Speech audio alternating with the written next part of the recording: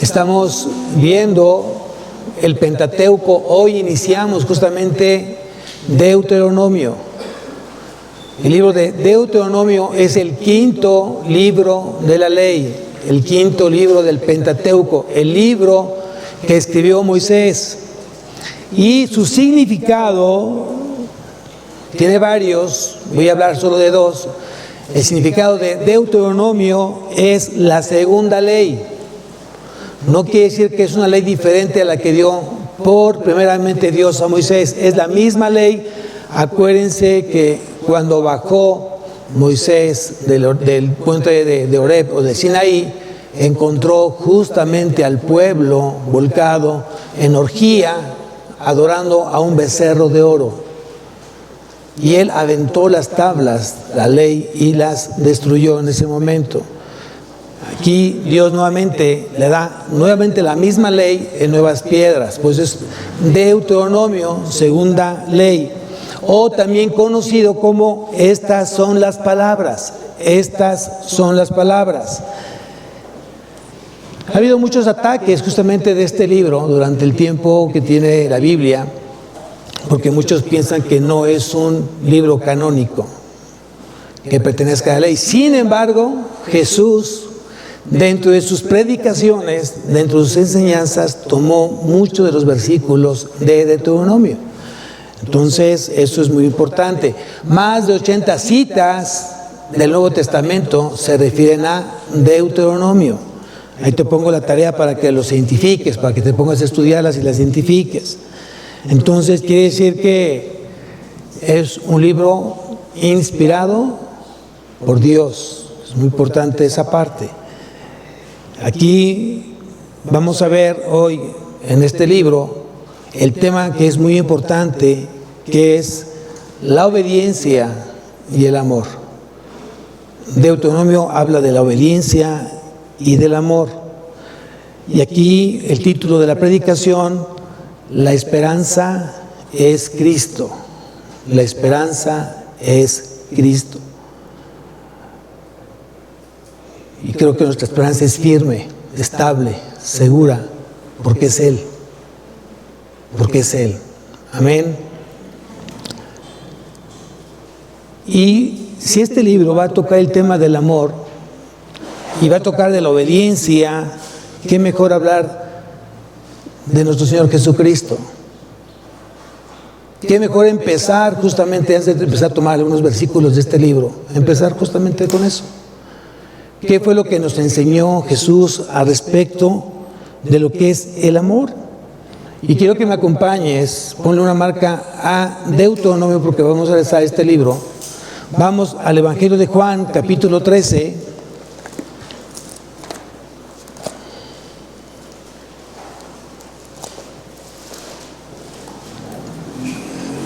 Vamos a ver en el capítulo 13 del Evangelio de Juan cómo es que Jesús trata el amor. ¿Qué es el amor para Jesús? ¿Qué es el amor que debemos hoy replicar en nuestras vidas? Y tú acompañas al versículo 34,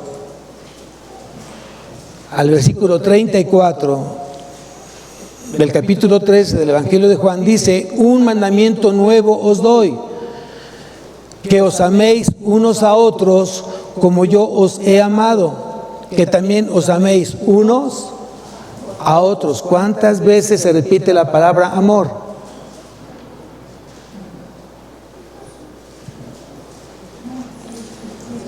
Que os améis como os he amado, y nuevamente que os améis unos a otros. ¿Cuántas veces?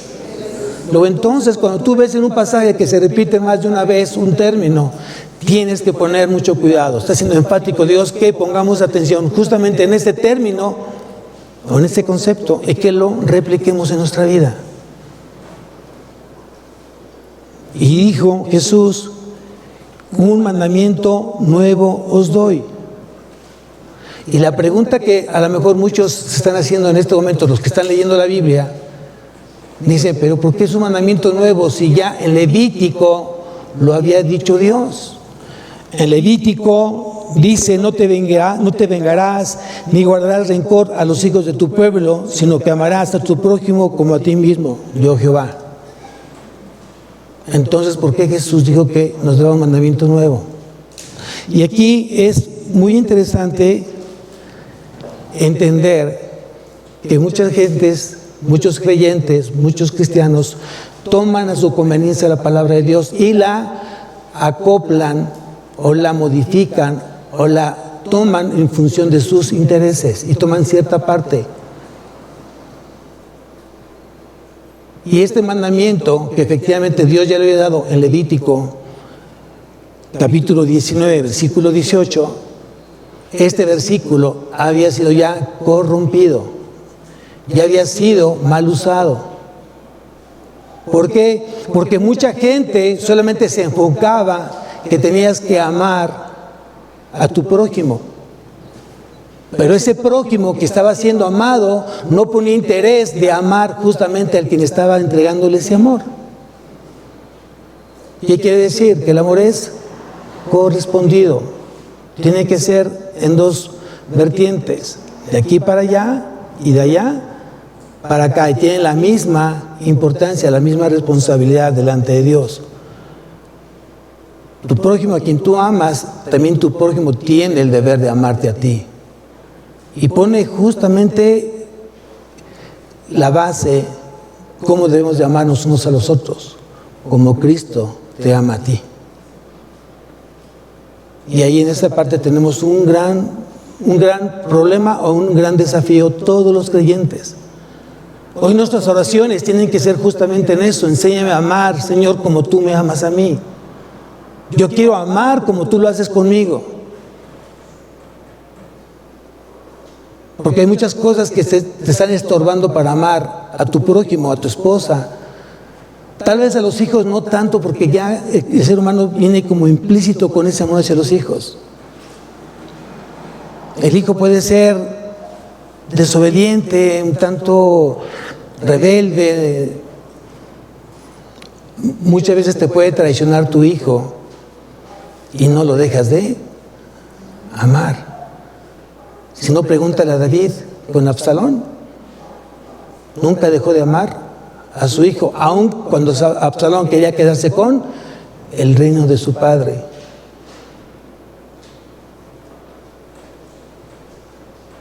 Entonces el desafío en nuestras oraciones es: Señor, enséñame a amar como tú me amas.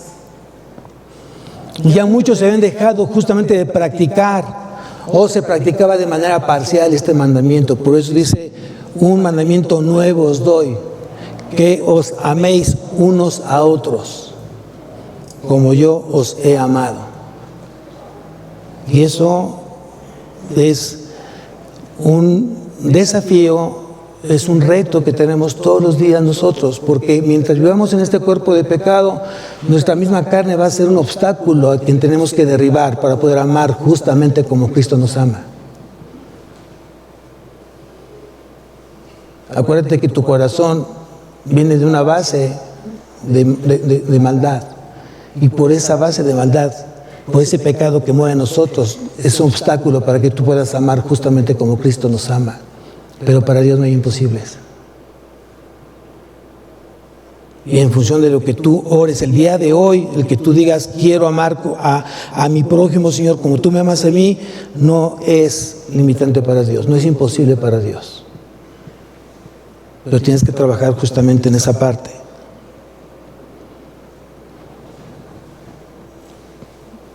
Entonces, por eso había como renovado Jesús este mandamiento para que fuera corresponsal, tanto aquel que amaba al prójimo como ese prójimo que estaba siendo amado por su prójimo.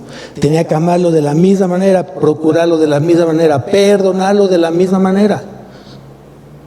Hoy en día eso es un tanto difícil. Si alguien te hace algo, tratas de vengarte y tratas de pagarlo con la misma moneda que él te pagó, aún teniendo a Cristo. ¿Cierto o falso? Y eso no es así. No seas vencido de lo malo, sino vence con el bien. Es lo que dice la palabra. Es lo que dice la palabra. Mi carne es la que evita que yo justamente no perdone. Y hemos aprendido que el perdón no es algo que el hombre pueda hacer por sí solo. El perdón viene a través de una comunión con Cristo, de haber nacido primeramente de nuevo, para que entonces el poder del Espíritu de Dios comience a obrar en nuestra vida y nos lleve justamente a amar y a perdonar como Cristo nos ama y nos ha perdonado a nosotros. Y hay otro pasaje que está muy encaminado con el amor y la obediencia, que también Cristo nos enseña. Aquí mismo en el Evangelio de Juan, capítulo 14, versículo 15.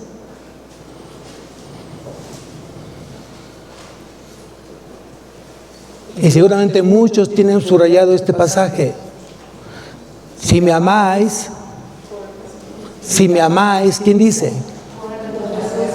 ¿Quién lo dice? Jesús. Si me amáis, guardad mis mandamientos. La palabra guardad viene de obedecer. No solamente memorizar, sino ponerlo por obra las palabras, el mandamiento. Si me amáis, guardad mis mandamientos. ¿De qué habla entonces Jesús? Si tú me amas, es solamente a través de la obediencia. Tú no puedes decirme que me amas si hoy no me obedeces. Y aquí otra vez otro desafío.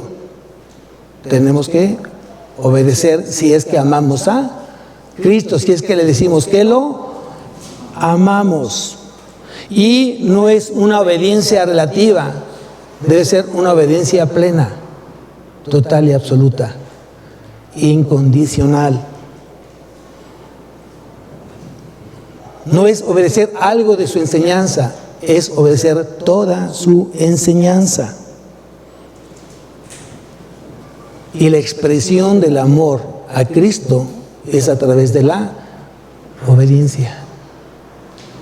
Y si el libro de Deuteronomio va a resaltar el amor y la obediencia, ¿de quién está hablando Deuteronomio? De Cristo.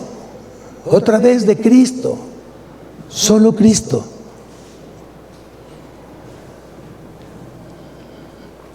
Entonces nos damos cuenta que Cristo, amor, obediencia, es uno solo. No están separados. Hablar de Cristo es hablar del amor. Hablar del amor y de Cristo es hablar de la obediencia. Él fue obediente hasta la muerte y muerte de cruz. Eso fue lo que nos enseñó justamente Jesús a todo discípulo de Él.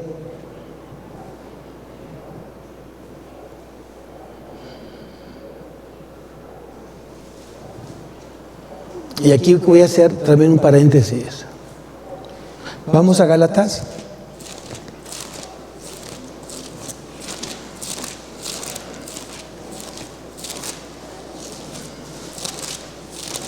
Capítulo 6.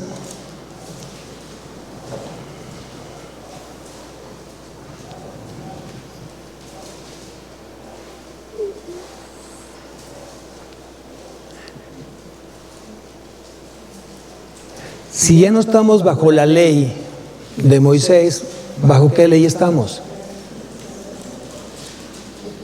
Si ya no estamos bajo la ley de Moisés, ¿bajo qué ley estamos? Los creyentes, los cristianos. Aquí dice, en el versículo 2 del capítulo 6 de Gálatas, dice: sobrellevad los unos las cargas de los otros y cumplid así la ley de Cristo. Si no estamos bajo la ley de Moisés, ¿bajo qué ley estamos? La ley de Cristo. ¿Y cuál es esa ley de Cristo? Primer aspecto de la ley de Cristo, anótalo. Perdonar al ofensor. Perdonar al ofensor. Tal vez tienes tiempo viviendo con amargura y resentimiento. Y tienes tiempo de no perdonar a tu papá, a tu mamá, a tu esposo, a tu esposa, tal vez a tus hijos, tal vez a tu vecino. Tienes tiempo que no has perdonado y has cargado justamente con esa falta de perdón en tu vida. Y vuelvo a repetir, El perdón no es del hombre, el perdón es de Dios. El perdón viene a través de un acto sobrenatural de Dios y ponerlo en el corazón del hombre. Cuando este hombre ha nacido de nuevo. ¿Quién te va a llevar a perdonar? El amor de Dios. Porque una de las 7 frases que Jesús dijo en la cruz, ¿cuál fue? Perdónalo, Señor, porque no saben lo que hacen. ¿Dónde lo dijo Jesús? ¿En qué momento lo dijo Jesús? Cuando estaba en la cruz. El amor se refleja justamente en ese acto de humildad, en ese acto de sufrimiento. No puede haber amor si no hay sufrimiento, amados. Porque siempre el amor te va a llevar, o va a conllevar, ¿qué? Lágrimas. Pero tienes que aprender justamente eso. Tenemos que perdonar al ofensor, si es que estamos en la ley de Cristo. Aprende a perdonar, pídele al Señor, yo quiero perdonar. Y Él hará conforme a su voluntad. ¿Y cuál es la voluntad de Dios? Que tú perdones. Tal vez hay mucha gente que te ha ofendido, te ha humillado, te ha lastimado.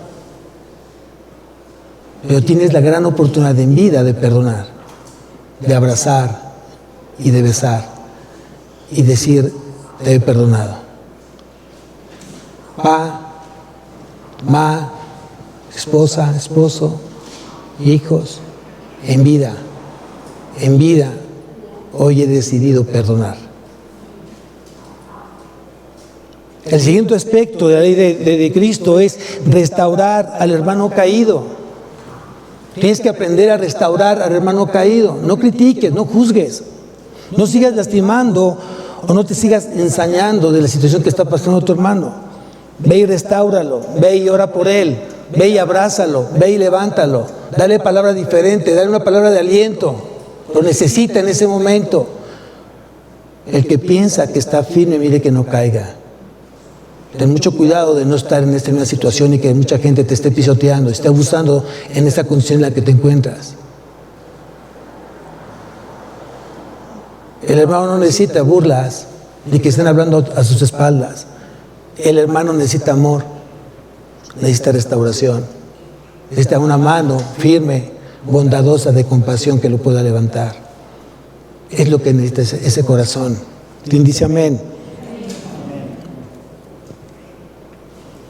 Y el tercer aspecto de la ley de Cristo, ayuda al necesitado. Ayuda al necesitado y mayormente al hermano de la fe. Abre tu corazón, abre tu mano y ofrécele ayuda. No tan solo palabra, no tan solo un abrazo. Si hay en ti el poder darle algo más, una ofrenda de amor, dásela. Pero ofréndala con amor, no esperando una retribución de esa ofrenda. Porque mucha gente de repente saca alusión en la anunciación. Yo te he ayudado mucho, ya no sirvió tu ayuda.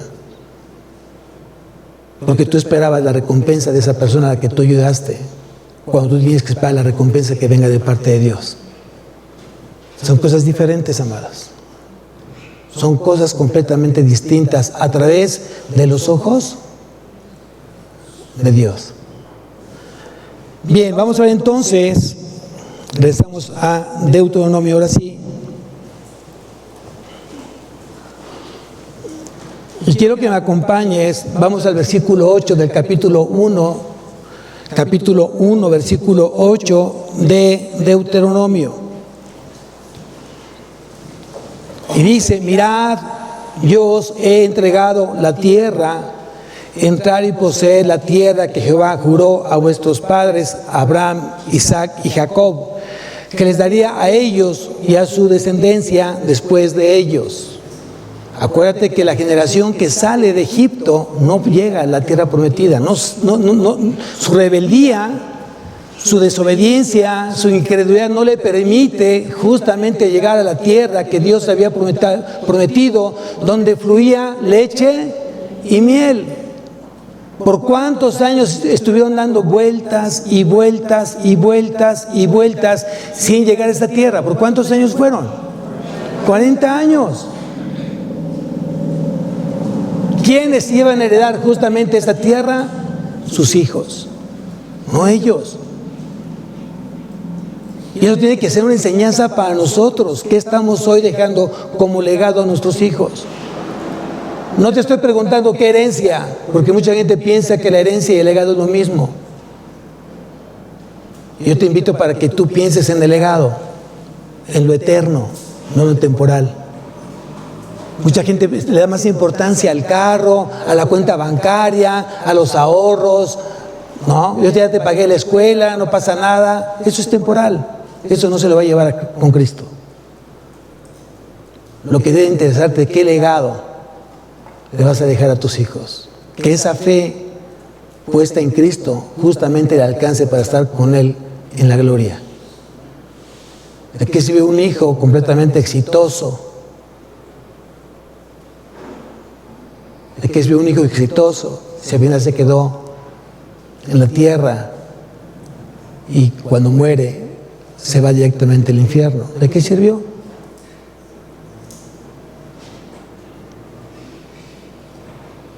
Alguien dijo que el éxito es el fracaso a través de la cruz de algo que realmente no era meritorio. Mucha gente le da más éxito a las posiciones, a los títulos, al negocio, a la empresa, a la escuela. Y eso no es, a los ojos de la cruz, sea algo que realmente va a ser algo que te va a ayudar para estar o vas a poder disfrutar en la eternidad. Mira las cosas que no se ven. No ponga los ojos en las cosas que se ven. Es lo que dice Pablo. Entonces nuevamente regresamos al versículo 8. Mirad, yo os he entregado la tierra. Esa tierra que fluía, ¿qué? Leche y miel. ¿Saben cómo se llama eso? Promesas. Y Dios es un Dios de promesas. ¿Quién lo cree? Dios es un Dios de promesas. Y tú tienes que abrazar las promesas. Y yo te haría una pregunta esta mañana. ¿Cuáles son de esas tantas promesas que Jesús ha hecho a tu vida y que dijo que las va a cumplir y las está cumpliendo? ¿Te acuerdas? ¿Cuáles de esas promesas estás viviendo? ¿Cuáles de esas promesas estás repitiendo como gratitud y agradecimiento de ellas, dichas y dadas por Cristo? ¿Cuántas? ¿Cuáles? Y quiero invitarte esta mañana para que veamos algunas. Y otra vez regresamos a el Evangelio de Mateo. Y vamos a ver algunas promesas, amados. Evangelio de Mateo.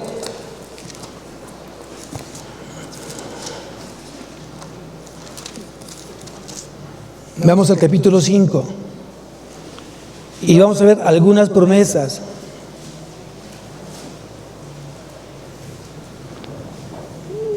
Y vamos a recordar muchas de las que Él dio en... ¿Dónde las dio? Cuando subió al monte, ¿no? Cuando dio un sermón en el monte y dio las bienaventuranzas. Quiero que pongamos mucha atención en las promesas que Jesús ya te dio y que tú no has abrazado como tuyas. En el versículo 3 del capítulo 5 de Mateo dice lo siguiente. Mateo 5:3 dice: bienaventurados los pobres en espíritu, porque de ellos es el reino de los cielos. ¿Qué prometió Jesús? ¿Qué prometió Jesús? El reino de los cielos. ¿A quiénes? A los pobres en espíritu. ¿Y quiénes son esos pobres en espíritu? No está hablando aquellos que no tienen que comer, aquellos que no tienen casa, que la rentan, aquellos que no tienen carro, aquellos que no tienen mucha ropa que ponerse. A esa pobreza no está refiriéndose Jesús. Es una pobreza que te lleva a la miseria espiritual. Es una pobreza que nada, ningún bien material, ni el dinero, ni nada puede suplir. Solamente Cristo, solamente Dios.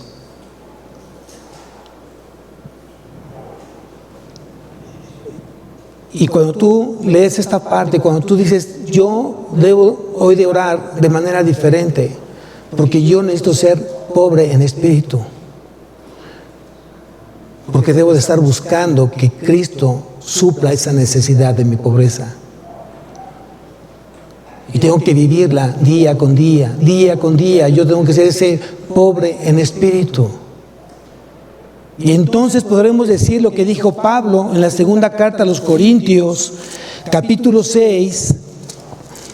Segunda carta a los Corintios, capítulo 6.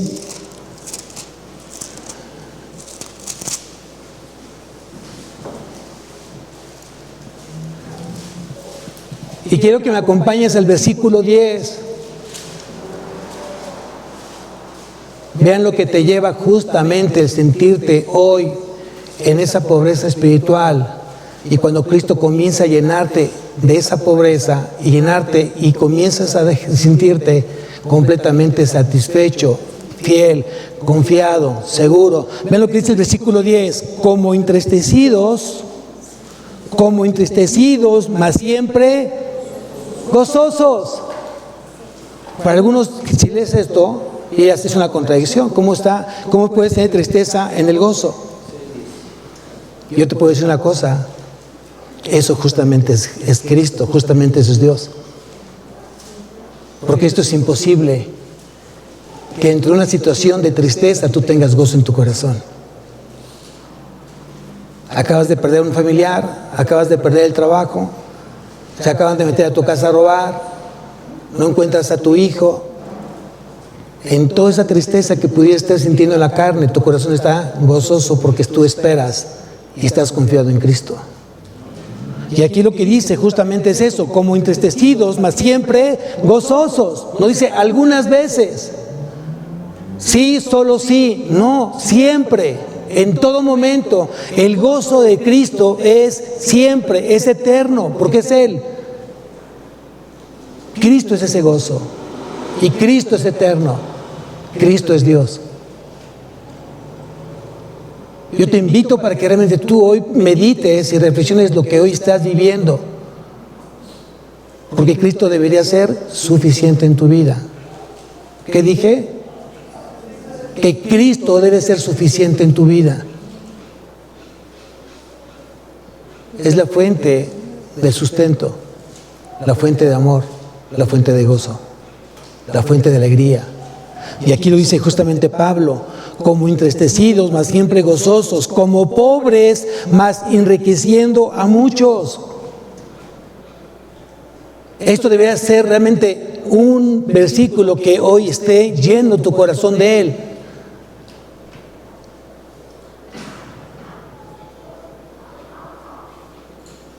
Que realmente tú puedas estar enriqueciendo a muchos. Como no teniendo nada, mas poseyéndolo todo en Cristo Jesús. Necesitamos meditar la palabra, necesitamos abrazar las promesas, necesitamos vivir las promesas, vivir su palabra.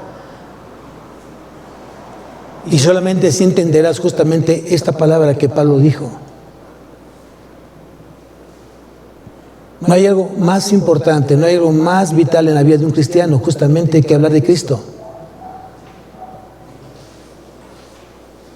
Y si tu vida no está siendo usada por Él, entonces ¿para quién está siendo usada?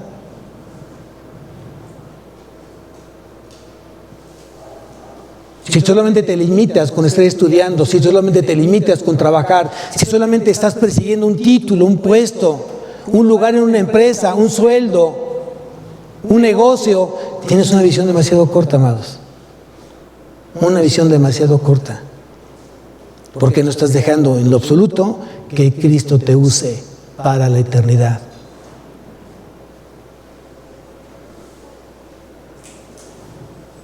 ¿O para qué estás aquí en la tierra? ¿Cuál es el propósito por el cual tú estás aquí en la tierra? ¿Cuál es el objetivo que tú estés aquí en la tierra?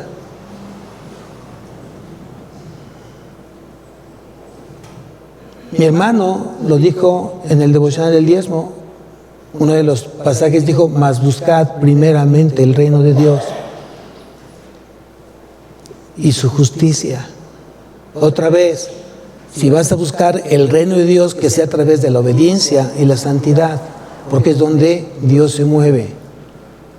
No es en tu santidad, no es en tu obediencia, es en la obediencia y la santidad que Dios determinó en su palabra. Porque sin ella no verán a Dios, es lo que dice la palabra. Si no guardamos la paz y si no guardamos la santidad, sin esta nadie verá al Señor. Lo dice en la carta de Hebreos, ahí lo dice claramente.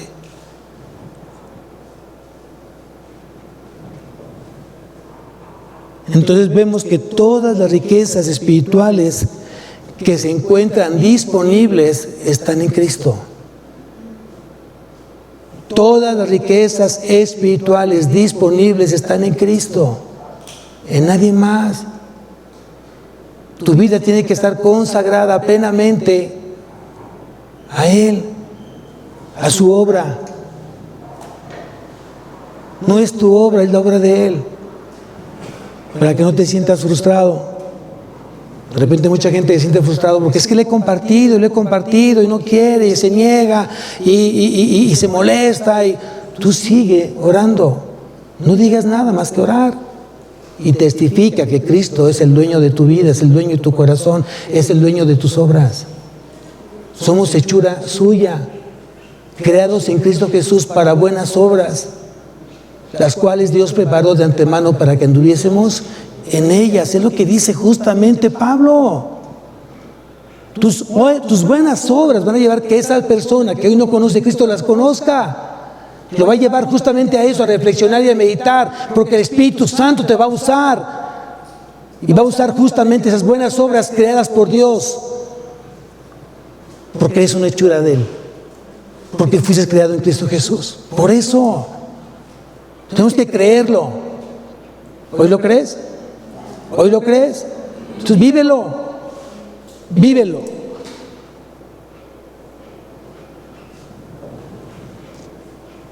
Voy a tomar otra bienaventuranza, otra promesa. Regresamos nuevamente a Mateo, capítulo 5, y dice lo siguiente.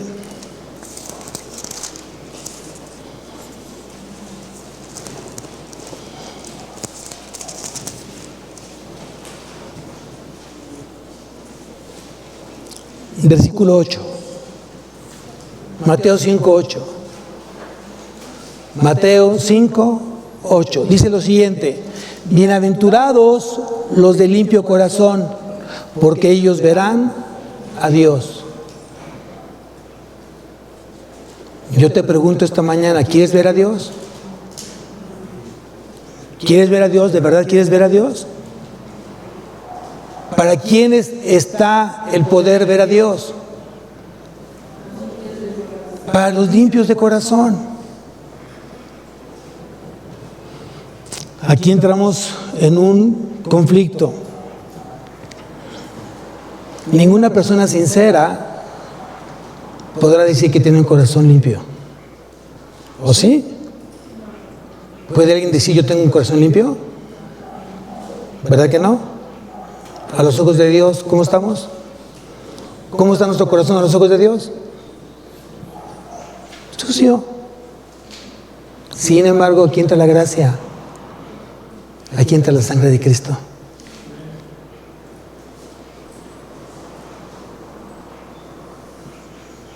Si realmente hoy tú reconoces que no hay un corazón limpio, pero puede estar limpio tu corazón.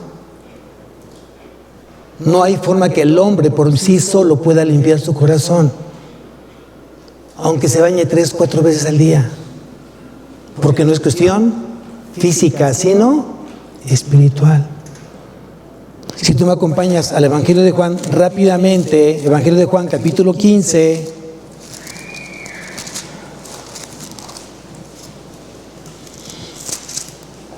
versículo 3.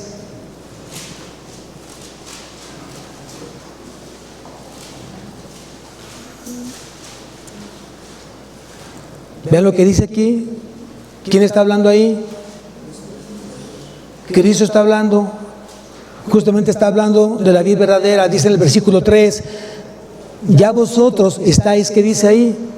Limpios por la palabra que os he hablado. Entonces la pregunta sería: ¿cómo es que yo puedo tener un corazón limpio? ¿Cómo es que tú puedes lograr tener un corazón limpio? Deja entonces que la palabra de Dios, la palabra de Cristo sobreabunde en él. Y entonces serás limpio. Más adelante dice: santifícalos en tu verdad. Tu palabra es verdad. ¿Qué necesitamos entonces? Limpiar nuestro corazón con la palabra de Dios. Y entonces te aseguro que vas a ver a Dios. Y no es que lo veamos literalmente, amados, es que tú lo vas a ver en muchas maneras, cómo se manifiesta a través de tu hijo, a través de tu esposa, a través de tu jefe, a través del vecino. Hay muchas maneras: a través de un día espléndido, a través de un día lluvioso, a través de un día estrellado, a través de un día de mucha lluvia. Tú vas a ver las manifestaciones poderosas, las grandezas de Dios, justamente ahí. Y vas a reconocer sus maravillas, todo lo que Él ha creado, todo lo que Él es. Pero necesitas tener un corazón limpio, lleno de su palabra. Primera de Juan, capítulo 1, está al final de la Biblia. Primera de Juan, capítulo 1, versículo 7.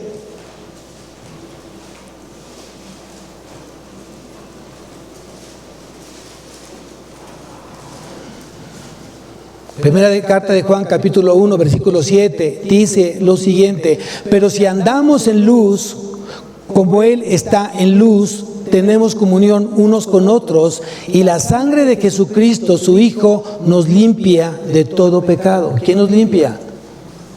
Su sangre. ¿Quién nos limpia? Cristo. ¿Quién nos limpia? Su palabra. ¿Qué necesitamos? Una limpieza de corazón para que entonces yo pueda ver a Dios. Bienaventurados los de limpio corazón, porque ellos verán a Dios. Esa es la promesa de Cristo.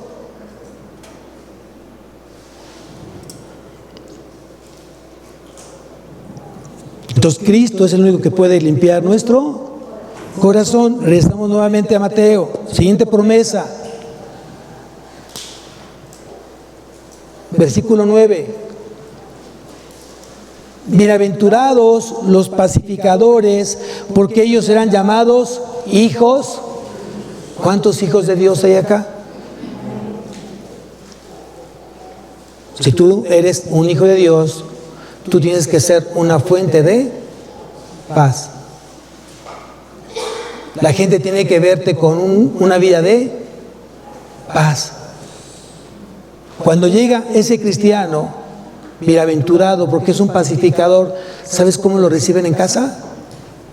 ¿Sabes cómo lo reciben en la escuela? ¿Sabes cómo lo reciben en su trabajo? Qué bueno que llegaste. Necesitamos algo de paz.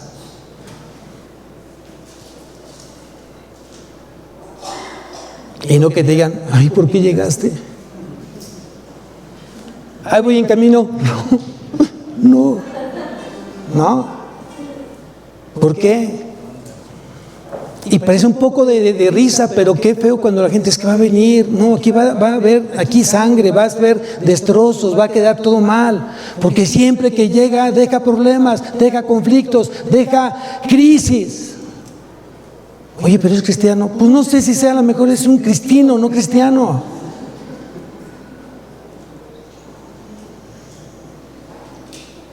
Entonces, si eres un hijo de Dios, característica, tienes que ser un hombre de paz. Pregunta: ¿el hombre por sí solo puede producir paz? La respuesta es no, no hay forma, imposible, está incapacitado. ¿Cómo es que yo puedo entonces ser un pacificador si yo no puedo producir paz? Y otra vez me voy a la Biblia, y otra vez me voy a la palabra. ¿Cuál fue la promesa de Jesús? Y aquí mismo, en el Evangelio de Juan, capítulo 14, Evangelio de Juan, capítulo 14, versículo 27.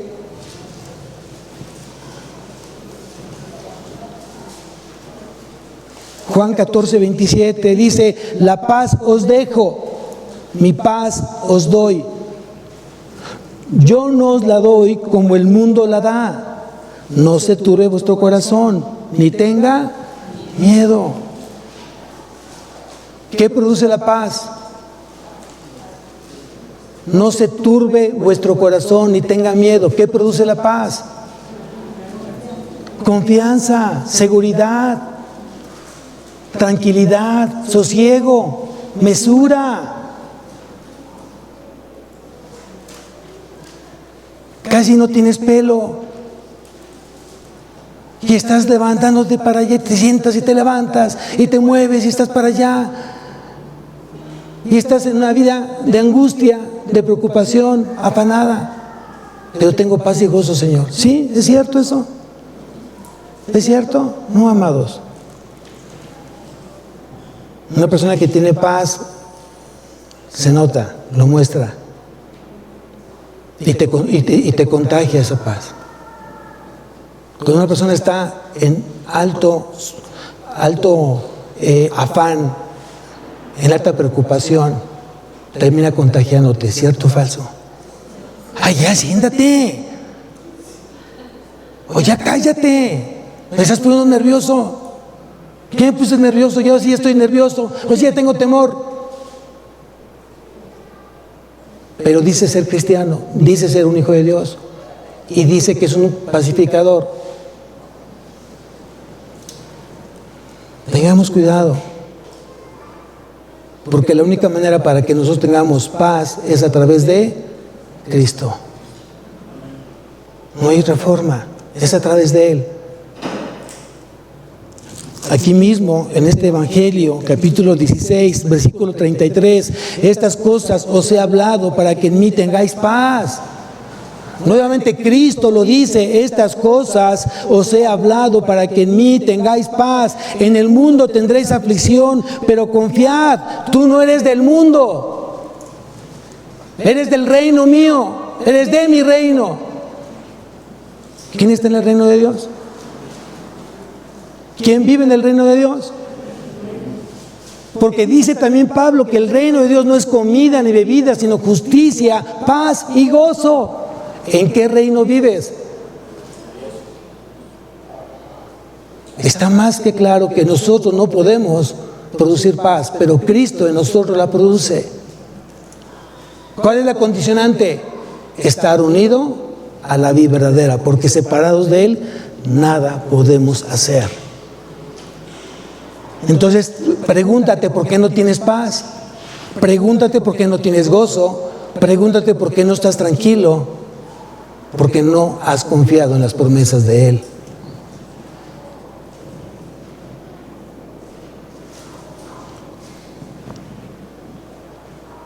Y la paz que sobrepasa, y la paz de Dios que sobrepasa, guardará mi corazón y mis pensamientos en Cristo Jesús. Otra vez, hay una promesa ahí.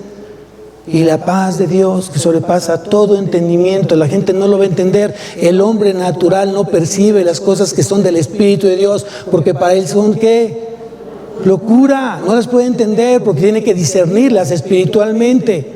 Un cristiano entiende a otro cristiano y no le va a preguntar: hoy te veo muy tranquilo. Un cristiano nunca te va a preguntar eso. Él sabe que estás tranquilo por Cristo en tu vida.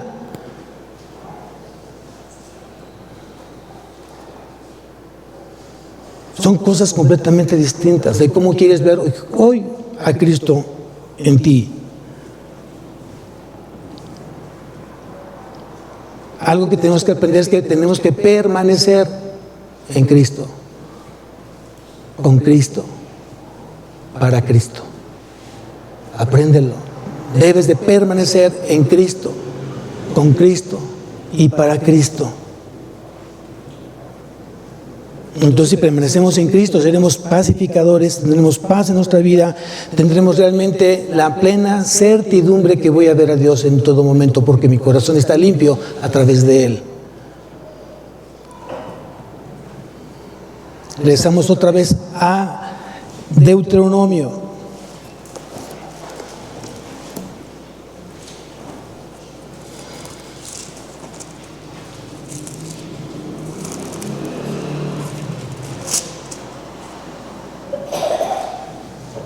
Vamos al versículo 34, capítulo 1, versículo 34.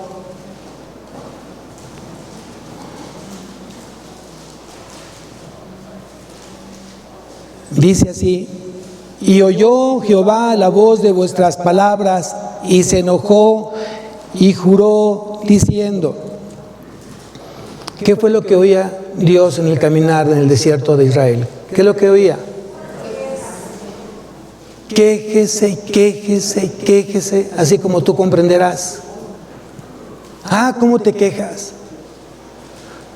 Nunca algo te gusta, nada te tiene tranquilo, nada te satisface. Siempre le pones el pero, siempre ves el arrocito negro en el arroz. Hoy amaneció hermoso, pastor, pero quién sabe si al rato llueva. Hoy amanecí súper bien, pastor, pero quién sabe si en un ratito me enferme. Hoy amanecí con mi sobre de la quincena completito, pero creo que no va a dar más que unos segundos. ¿Quién piensa así? ¿El optimista? ¿El que ve a Cristo? ¿El que vive a Cristo? ¿O el que está alejado de Cristo? ¿Qué es lo que escuchaba justamente Dios? Reproches, quejas, malestares, enfados. Eso a Dios no le gusta. A Dios le complace que tú y yo le creamos, no importando las circunstancias. Dice el versículo: y oyó Jehová la voz de vuestras palabras, y se enojó y juró diciendo: no verá hombre alguno de esta mala generación, la buena tierra que juré que había de dar a vuestros padres. Qué fuerte es esta palabra. Y tal vez muchos dirán: bueno, pastor, qué bueno que eso lo dijo antes de Cristo. Cristo es el mismo ayer, hoy y siempre. Porque aunque tú tengas a Cristo y vivas bajo la gracia, te sigues quejando y sigues dudando del poder de Cristo, y sigues dudando del poder de Dios, y sigues dudando si las promesas las va a cumplir o no las va a cumplir. ¿Dónde vivía, de dónde habitaba, dónde caminaba Israel, el pueblo de Dios? ¿Dónde? En la incredulidad, en la rebeldía, en la necedad, en el orgullo. ¿No será que se vuelve a replicar justamente eso mismo en tu vida el día de hoy? ¿Sigues siendo necio? ¿Sigues siendo rebelde? ¿Sigues siendo incrédulo? ¿Sigue habiendo iniquidad en tu corazón? No lo sé. Dios sí lo sabe. Y tú, por supuesto que también lo sabes. Hay mucha gente que todavía, aún hoy caminando con el Señor, sigue todavía en pecado. Sigue haciendo cosas de pecado. Y tú sabes qué es el pecado: aquello que infringe la ley moral de Dios, aquello que va en contra de la voluntad de Dios, aquello que no te permite dar al blanco. Y tú sabes cuáles son, o tú sabes qué es.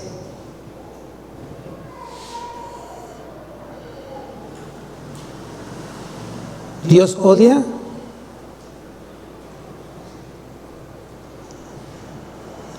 ¿Dios aborrece? A ver, vamos a ver Proverbios, capítulo 6.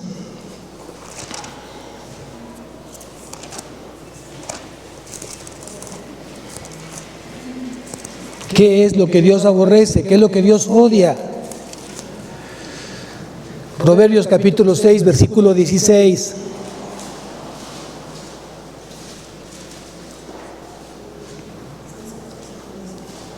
Dice, 6 cosas aborrece Jehová, y aún 7 abomina su alma: los ojos altivos, la lengua mentirosa, las manos derramadoras de sangre inocente, el corazón que maquina pensamientos inicuos, los pies presurosos para correr al mal, el testigo falso que habla mentiras y el que siembra discordia entre hermanos.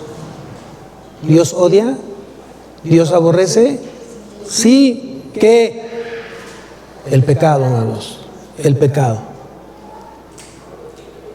Ten mucho cuidado con estar en este grupo de pecados, que ya conociendo al Señor deberías de cuidar mucho esa parte. Pero bueno, ¿hay esperanza o no hay esperanza? ¿Hay esperanza o no hay esperanza? Sí hay esperanza, porque Cristo es la esperanza, es mi esperanza. Y dice que justamente va a quitar todo lastre, toda impureza de mi vida a través del fuego, a través de la gracia, a través de la misericordia. Con verdad y misericordia se corrige el pecado. Por último, si tú me acompañas a Tito, capítulo 3.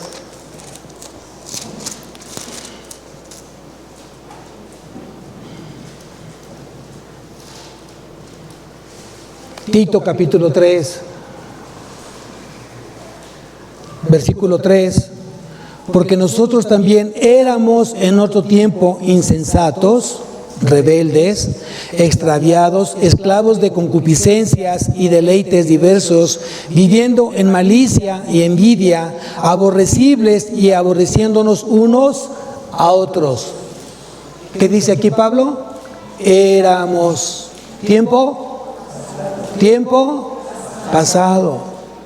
Versículo 4, pero cuando se manifestó la bondad de Dios nuestro Salvador y su amor para con los hombres, versículo 5, nos salvó, no por obras de justicia que nosotros hubiéramos hecho.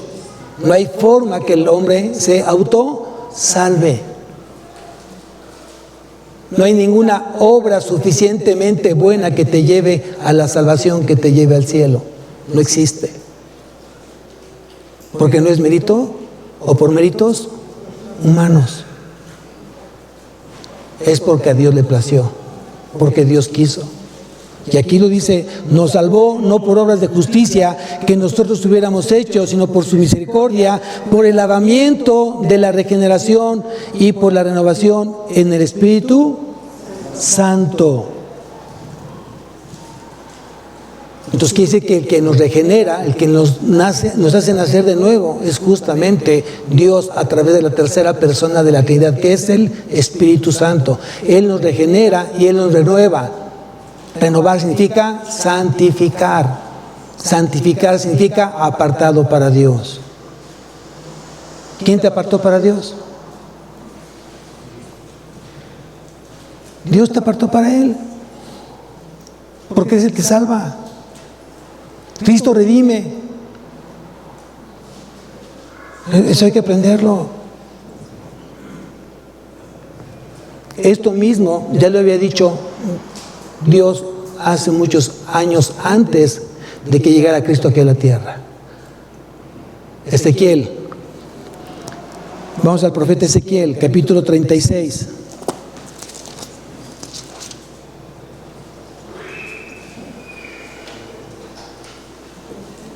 Ezequiel capítulo 36, versículo 25. Ezequiel capítulo 36, versículo 25 dice, esparciré sobre vosotros agua limpia. ¿A qué agua se refiere? Obviamente es el agua espiritual, no es un agua literal. Y esa agua limpia es la palabra. Y Él de su voluntad nos hizo renacer por la palabra de verdad, para que seamos primicias de sus criaturas. Esparciré sobre vosotros agua limpia y seréis limpiados de todas vuestras inmundicias y de todos vuestros ídolos os limpiaré. Os daré corazón nuevo y pondré espíritu nuevo dentro de vosotros, y quitaré de vuestra carne el corazón de piedra, y os daré un corazón de carne. Y pondré dentro de vosotros mi espíritu, y haré que andéis en mis estatutos, y guardéis mis preceptos, y los pongáis por obra. Todo esto es justamente el plan de redención. ¿Y de dónde cae el plan de redención? Pues en nuestro Redentor. ¿Y quién es nuestro Redentor? Cristo. Hoy yo te digo, no te preocupes.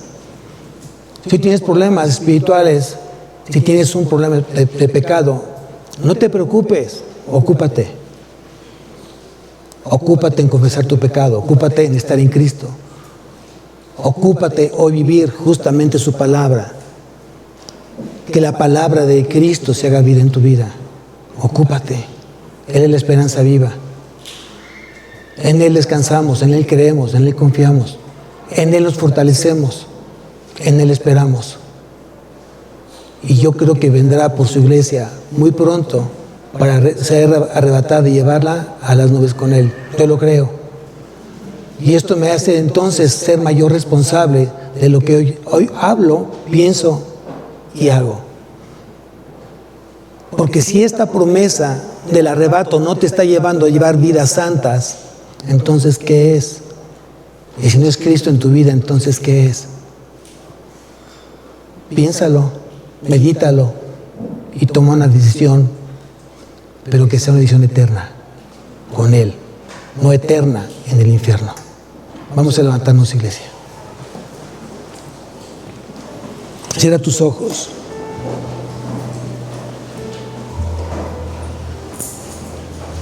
Señor, te damos tantas gracias por ese plan de redención, por el cual tú hoy has cumplido a través de Cristo Jesús. Hoy en tu palabra, Señor, has dicho que por gracia somos salvos por medio de la fe. Y esto no de vosotros, pues es un don de Dios. No por obras para que nadie se gloríe. Gracias, Señor, porque de tal manera tú amaste al mundo que has entregado a tu Hijo, a tu único Hijo, Jesucristo, para que todo aquel que en Él cree no se pierda, no siga pecando y tenga vida eterna. Qué tan importante es creer, qué tan importante es que esa fe esté puesta justamente en el Salvador, esa fe que salva, esa fe que transforma, esa fe que permite una vida constante en comunión con Él. Hoy oro, hoy te suplico, Señor, que sigas derramando de tu misericordia, que sigas derramando de tu gracia, que sigas derramando de tu poder en cada corazón que está luchando por agradarte, en cada matrimonio que está haciendo solo aquello que tú le pides que haga, aquellos corazones que están dispuestos a extender tu reino, a predicar el Evangelio, a predicarte a ti, a predicar las buenas nuevas de salvación. Oro porque realmente esta iglesia tenga un propósito, el propósito por el cual tú la has levantado, glorificarte a través de Cristo Jesús. Gracias nuevamente por los corazones que tú envías esta mañana. Gracias porque sé que has hablado a cada uno de ellos como hablaste hasta el mío. Y yo confío plenamente, Señor, que tú pones el querer como el hacer para cumplir justamente de manera cabal y completa todo mandato que tú has puesto justamente en tu palabra. Hoy bendecimos tu santo nombre. Hoy creemos justamente en tu obra en la cruz. Y creemos que solo tú puedes hoy cambiar vidas y dar paz y gozo en esos corazones. A ti sea la gloria, Señor, en Cristo Jesús. Amén y amén. Dios bendiga su semana, amados.